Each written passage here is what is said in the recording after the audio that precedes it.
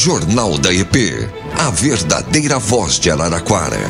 José Roberto Ferrari, você conta essa história porque a Câmara de Araraquara, surpreendentemente, abre uma comissão especial de inquérito, uma CEI, para apurar casos de assédio contra servidores. Eu acho que vale muito a pena a gente lembrar, né, que as denúncias de assédio começaram lá atrás, ainda no início da gestão, no desenvolvimento econômico. Isso parece ter custado até a cabeça do Luiz Nassir. Isso aconteceu na greve, agora com o não acordo que a prefeitura se recusou o acordo que a prefeitura se recusou a fazer, rendendo uma ação do MPT por causa da ameaça e da exoneração de funcionários grevistas. O escândalo da guarda, que talvez tenha sido muito grave, e a Câmara vai iniciar uma apuração sobre isso. A Câmara Municipal de Araraquara decidiu abrir uma investigação sobre os casos de assédio contra servidores da Prefeitura. O pedido foi protocolado ontem por vereadores de oposição e acabou recebendo adesão de 100% das bancadas, após nova denúncia apresentada por representante do Sismar sobre perseguição contra o ex-comandante da GCM, que é o Danilo Soler. O assunto vinha sendo debatido na Casa de Leis, que aprovou também encaminhar um convite para que Soler apresentasse esclarecimentos sobre os fundamentos que motivaram sua exoneração e explicasse a nota em que ele afirmava não aceitar praticar ou compactuar com perseguições a servidores, situações que ferissem o interesse público ou não estivessem alinhadas à missão da GCM. A lógica, ele disse na ocasião, né? A lógica da vaidade política, que não se deve sobrepor ao trabalho sério e ao compromisso com a sociedade. Ele também relatou possíveis mentiras e distorções em programas sérios da Guarda, como, por exemplo, a Patrulha Maria da Penha e também o Muralha Paulista. Aí ontem, durante a declaração de votos dos parlamentares, o vice-presidente do Sismar, que estava lá na plateia, o Edgar Servan, ele relatou que houve uma troca de escala para prejudicar o Soler. Isso depois de toda a denúncia e depois dele ter sido exonerado. Já quando ele voltou para a função habitual. E essa troca, principalmente, pegou ele de surpresa, não teve tempo de se reposicionar na sua vida pessoal e prejudicaria muito a questão dele, já que ele tem uma filha, né, e ele é pai solo, né? Muito fácil entender isso, porque assim, ele está saindo do comando da guarda, está voltando, evidentemente o lugar dele não estava reservado, então ele precisa ser encaixado numa rotina que outros guardas já desempenharam. Agora, essa escala que foi dada a ele era a única possível no momento? Outros guardas são submetidos também a essas situações para entender em que ponto há o assédio, em que ponto há uma reorganização depois que a pessoa troca de função. Eu tenho uma apuração sobre isso. O que acontece foi o seguinte: segunda-feira ele chegou para trabalhar no horário que ele sempre fazia, que é o horário comercial, né? Não aquela escala 12/36. E aí, pelo que eu fiquei sabendo, a primeira pessoa que ele conversou foi o novo comandante, o Círio Magalhães, né? E aí, nesse primeiro contato com o Círio, parecia que estava tudo ok. O Círio só falou, a gente está pensando em pôr você lá na Delegacia de Defesa da Mulher, que é esse horário padrão, horário comercial. A princípio ele falou, tudo bem, onde vocês me colocarem eu vou sem problema nenhum. Aí o Círio teria falado para ele, só espera um pouco que eu preciso conversar com o secretário, o Adalberto, e também com o prefeito. Isso eu fiquei sabendo. Aí volta depois de alguns minutos e fala, não vai dar certo, você vai começar a trabalhar na UPA da Vila Xavier. E a UPA da Vila é 12/36. E já a partir da próxima escala, que seria hoje, no caso. Quarta-feira. Aí ele falou, eu posso aceitar, né, trabalhar na UPA tal, sem problema, só que eu preciso de um tempo para me reprogramar, porque tem a escola da minha filha tem contato aí com psicólogos, tal, tem as agendas dela particulares, porque a mulher dele morreu numa situação trágica, né, durante o parto, ele cuida da filha sozinha, e aí ele se sentiu, vocês me pegaram agora de surpresa, eu precisava me programar. E nessa mesma ocasião, fiquei sabendo que estava junto a Márcia, que é a antiga corregedora, e a Camila. E no caso, a Camila já teria... Elas também tiveram mudança de turno, passaram a 12 por 36, e a Camila já teria que começar a trabalhar já no dia seguinte, que era na terça. Quer dizer, todo mundo que perdeu o cargo está sendo... Se vira aí, começa a trabalhar, e a Márcia também seria na quarta. Essa apuração que eu fiz sobre o caso, não sei se o Guilherme tem essa informação também, enfim, só para contribuir aí com o debate. Bom, então vamos por partes, né? Vamos começar pela SEI, Guilherme Bianco. Eu convidei o Bianco porque a SEI ainda não está estabelecida, então não tem um presidente, um relator e membros. Então, né, o Bianco sempre participou das discussões em relação à Guarda Civil de Araraquara. Inclusive, ele está criticado pelo Coronel Dalberto no corporativo, mas esse é um outro assunto. Bianco, por que a opção pela SEI? Por que abrir uma comissão para essa apuração? E até onde você acha que uma SEI pode avançar para esclarecer esses pontos graves que têm, né, circulado desde o início da gestão? Bom dia, Bianco. Bom dia, Luiz, Fernando, Ernesto, Ferrari, Gabi, Luquinhas. Um prazer poder estar aqui no Jornal do EP conversando com vocês mais uma vez. Bom dia para toda a imensa audiência de vocês, e em especial os servidores públicos que estão nos acompanhando essa manhã. Importante a gente contextualizar, Luiz, você já deu um briefing da nossa conversa, só que já faz muito tempo, pelo menos 6, 7 meses, que a gente tem recebido diversas denúncias das mais diversas pastas do município. Talvez seja importante a gente pontuar a do antigo secretário de Desenvolvimento Econômico, um nível de denúncias contra a forma que ele trabalhava e todo o caos que foi instaurado na Secretaria de Desenvolvimento Econômico. A gente tem uma série de denúncias, por exemplo, na área da saúde. Na semana passada, só para vocês terem ciência, eu e o vereador Alcindo participamos de uma reunião junto com a Emanuele, que tinha acabado de assumir a Secretaria de Saúde, mas em nome, junto com uma comissão de técnicas de enfermagem, só para debater assédio nas UPAs. Então isso já era uma coisa que a gente já estava trabalhando. E isso a gente tem recebido, inclusive, no esporte, na educação, em outras pastas. E acabou culminando na semana passada com a maior crise institucional da história da Guarda Municipal, que foi justamente a carta de demissão do Soler e as denúncias tão graves que ele nos traz. E, além disso, o pedido de exoneração dos outros 5, né, que participavam do comando da Guarda até então. A verdade é que a questão da SEI, do assédio, já vinha sendo gestada por vereadores da oposição já faz um tempo. Só como a gente já tinha a SEI da educação em aberto, que a gente encerrou ontem, tem a SEI dos precatórios, a SEI da dívida, que também está acontecendo na Câmara. E a gente achava que faltava um pouco mais de materialidade para a gente abrir. Aí aconteceu dessa semana, primeiro, a recusa por parte da Prefeitura de aceitar o acordo com o Ministério Público do Trabalho para tratar do assédio contra os grevistas. E a questão da Guarda, bem relatada pelo Ferrari, então a denúncia que o Servanos traz de assédio contra o ex-comandante. Eu já estava a par dessas informações idênticas que você nos trouxe aqui, Ferrari. Para nós, diante de todos esses fatos, diante da gente poder estar vendo uma gestão que usa o assédio como uma ferramenta de governabilidade, uma ferramenta de medo ao servidor para conseguir colocar a sua política, a gente não pode escalar. Então, nesse momento, a gente pediu 10 minutos de interrupção da sessão, a gente se reuniu, né, os vereadores da oposição, a gente fez uma conversa bastante densa no plenarinho e tomamos a decisão por abrir a SEI do assédio, mas também deixar aberta a possibilidade dos vereadores da base do governo também assinarem. E de forma muito surpreendente, todos os vereadores da Câmara, todos eles, toparam por ser signatários, coautores da abertura da SEI. O que mostra a força da denúncia. Mostra que não foi só uma bandeira da oposição. Mostra que todos os vereadores da casa têm aceitado, têm recebido denúncias e que a gente tem que apurar.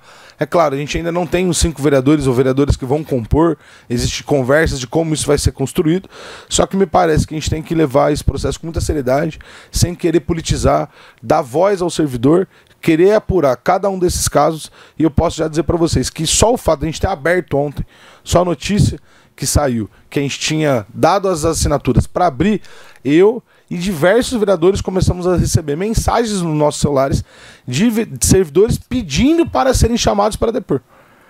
Agora, uma comissão especial de inquérito tem poder de convocação ou só de convite num caso como esse? Não, de convocação. Convocação. Você pode convocar um servidor que esteja supostamente passando por assédio ou que esteja sendo acusado de assediar. Exatamente. A única figura do município que a gente não pode convocar é o prefeito. O resto, todas as outras figuras da prefeitura a gente pode convocar. Servidores, secretários, subsecretários, todo mundo. Como é que você pensa que pode funcionar uma SEI, trazer elementos novos? Porque a própria prefeitura tem uma comissão de combate a assédio, né? Essa comissão, no olhar desses servidores supostamente assediados, não tem legitimidade, eles não se sentem confiantes para levar a denúncia e receber resposta. Que avaliação você faz disso? Eu acho que esse é um primeiro debate importante a ser feito. Porque, veja, qual o sentido do servidor que está lá na ponta, trabalhador da UPA, trabalhador da escola, da prefeitura, não encaminhar a denúncia para essa comissão de assédio, mas mandar essa denúncia para os vereadores da oposição? Então talvez esse seja um primeiro diagnóstico que a gente tem que chegar. Só que me parece que o trabalho da SEI vai ter que ser um trabalho em conjunto com a comissão de assédio da prefeitura, com o Sismar e também com o Ministério Público do Trabalho. Como é que é composta essa comissão? Essa comissão ela é composta por 5 membros e geralmente... A comissão de assédio, eu me refiro. A comissão de assédio, ela é, se eu não me engano, ela é paritária entre servidores que se voluntariam para participar, o Sismar e pessoas indicadas pela prefeitura. Entendi. Então ela é uma comissão que ela não funciona de agora, ela já é antiga. E eu sei que a Gota tá para instaurar essa comissão de assédio essa semana, se é que já não saiu no Diário Oficial. Porque na conversa que a gente teve com a Emanuele, ela falou, uma das coisas que a gente tá tomando de providência aqui na Gota é criar essa comissão de assédio pros trabalhadores da Gota. E é importante lembrar que a SEI ela vai lidar também com as autarquias e também com as fundações. Então a gente quer trabalhar esse assunto junto ao DAI, quem já tinha recebido denúncias, né? A Fundarte, a Fundesporte e a Fungota. Então a gente quer trazer todo esse conjunto do Serviço Público Municipal para tratar desse assunto que me parece muito grave. Olha, tem muitas coisas que a gente vem acompanhando nos últimos meses e que às vezes a gente evita até trazer a público porque tem muitas sensibilidades envolvidas. Mas há caso até na prefeitura de um marido de uma coordenadora entrando armado para ameaçar funcionário. Sim. Isso aconteceu, está registrado. Está tramitando na justiça sob segredo de justiça, eu não posso detalhar mais. Mas eu estou acompanhando a certa distância isso. A pessoa nem tem cargo, mas é marido de uma coordenadora, vai armado ameaçar um funcionário público. No caso da carta do Danilo Soler, depois da exoneração, o mínimo que a prefeitura deveria ter feito era, sobre as denúncias apontadas, nós estamos apurando. Ainda que o secretário fosse mantido, porque ninguém deve ser condenado sem uma apuração, né? Deveria se passar a mensagem à sociedade de que, olha, nós não vamos cobrir isso aqui com panos quentes, não. Estamos apurando isso e, se for o caso, né, nós vamos desligar o secretário. O gesto da gestão Lapena foi de fortalecer o Adalberto, mesmo frente à saraivada de apontamentos que surgiram de 5 coordenadores claramente se colocando ao lado do comandante da guarda. Então não foi um movimento pequeno dentro da guarda, isolado. Até porque o Soler, me disseram que durante a campanha ele era partidário do Lapena, é um direito dele. Então não era um inimigo, não era um adversário, não era um opositor. Era alguém que compartilhava dos objetivos da gestão e não tem por que ser tratado como incompetente, mimizento, que não respeita a hierarquia, como o coronel está fazendo agora. Então tem alguma coisa muito errada acontecendo, Ferrari. O assédio do coronel com ele foi tão evidente que até numa entrevista ele assediou moralmente o seu comandado, porque ele disse que ele não tem a menor capacidade de comandar ninguém e que relatou uma coisa pessoal, até eu acho muito, muito baixo isso, sabe? Quando você está num cargo desse, você tem que ter a liturgia do cargo, Eu nunca vi isso. Você tem que ter um respeito, ter uma postura. Se a gente lembrar, Ferrari, me desculpe interromper, mas, por exemplo, quando o Ciro Leite saiu do DAI, na gestão Edinho Silva, e o Ciro é crítico até hoje e tal. Eu nunca ouvi o Edinho, por exemplo, mas esse aí, sabe, não serve pra esse aí, não sei o quê. Nunca teve esse tipo de rusgas, quer dizer, houve o respeito às divergências e as divergências são tratadas como tem que ser, desculpa. Só para contextualizar, depois o Bianco pode falar. Ele disse numa entrevista o seguinte, que o Soler não tem comando, que ele é mimizento, que ele quer a bola só pra ele, não passa pra ninguém. Só faltou falar que é um chorão. Praticamente falou isso. E que num caso ali, o Soler precisaria ter uma voz de comando com alguma coisa que aconteceu dentro da guarda. E aí que nessa ocasião o Soler simplesmente saiu correndo. Falou assim, eu não quero resolver. Tratando um profissional de carreira que está há mais de 20 anos na guarda como se fosse um bebê chorão. Isso publicamente. Você imagina como seria o tratamento diário do coronel Adalberto? Aí me ficou a impressão de que é ele que não sabe comandar, porque tendo uma atitude dessa, eu não acho que um comandante ganhe o respeito da tropa fazendo esse tipo de análise pessoal numa entrevista, quer dizer, então... Deixa seguro até o que ele colocou agora na função, pois não, Bianco? Ele tem um debate importante sobre essa questão da guarda, porque não me importa se os guardas votaram, fizeram campanha, compartilham ou concordam com a esquerda, com a direita, com o centro, com o partido A, partido B. Isso não me importa. Não importa a mim, ao secretário, ao comandante, ao prefeito, a ninguém. Isso é uma questão que compete a única e exclusivamente ao guarda. E o que eu posso dizer como testemunho pessoal, Luiz e amigos aqui da bancada, é que a guarda conta com homens e mulheres que se dedicam integralmente à corporação. São homens e mulheres que se dedicam há décadas. Como vocês disseram, o cara do Soler de 20 anos, só que todo mundo da primeira, da segunda turma tem mais de 20 anos de guarda. Que se dedica integralmente, que dedica a sua vida à segurança pública, a construir uma política de segurança pública que melhore os índices.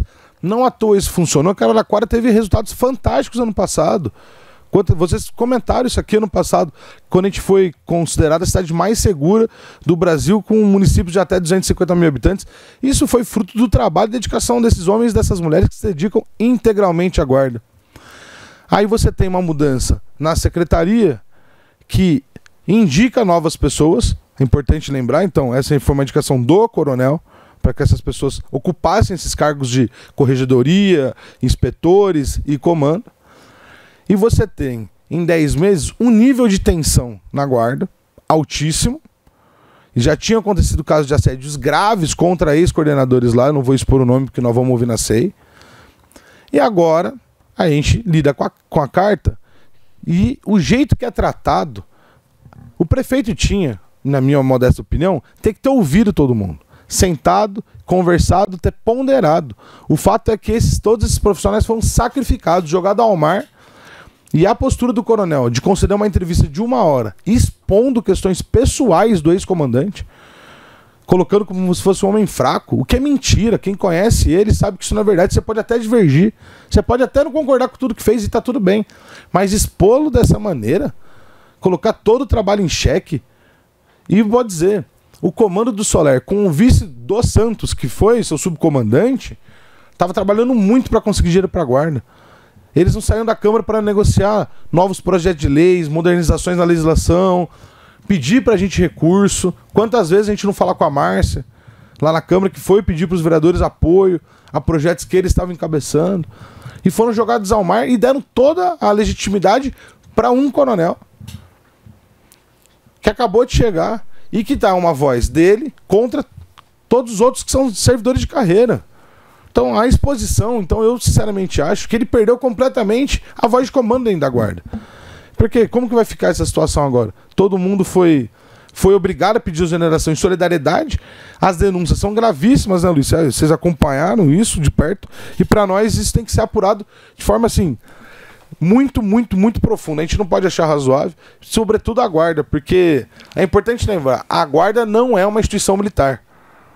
A guarda é civil municipal. E o Adalberto tem publicamente exigido uma rigidez militar na estrutura civil da guarda, o que já é um disparate, né? Eu tenho outro assunto para tratar com você, Bianco, sobre esses prints que vieram à tona de um celular corporativo dentro do grupo de WhatsApp da corporação, né, cobrando posições políticas, destilando visões partidárias que o coronel tem que ter, como toda pessoa pode ter, mas na instância devida e não na instância corporativa do serviço público. Isso é claro, isso é claro. Jornal da EPM.